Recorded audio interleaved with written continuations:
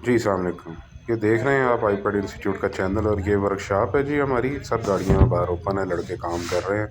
आपको प्रॉपर नज़र आया है इसके अंदर कि ये इंस्टीट्यूट के अंदर ही वर्कशॉप बनी हुई है। हमें कहीं बाहर नहीं जाना पड़ता, हम यहीं पे सब काम करते हैं। इंजन से लेके इंजन गेयर हिस्सा, उसके बाद वायरिंग पूरी और फिर स्कैनर की सारी ट्रेनिंग और उसके बाद जो है अंदर क्लासेस होती हैं। क्लासेस में 2 घंटे थ्योरी भी पढ़ाई जाती है जिसमें चीज़ों के मुतालिक सिखाया जाता है, इनके नाम याद कराए जाते हैं, औज़ारों की पहचान कराई जाती है, उसकी प्रैक्टिस कराई जाती है। उसके बाद सेंसरों के नाम याद कराए जाते हैं, उनकी शक्लें दिखाई जाती हैं, स्कैनर चलाने का तरीका सिखाया जाता है, उसके ऊपर काम करवाया जाता है। तो ये आप देख रहे हैं ये गाड़ियाँ ओपन है, वो बलिनो है, ये होंडा सिटी है और ये एक होंडा सिविक खड़ी है। ठीक है, सब के अंदर काम हो रहा है और ये आपको साइट नज़र आ रही है कि ये टोटल हमारे इंस्टीट्यूट के ही आगे सब जगह है।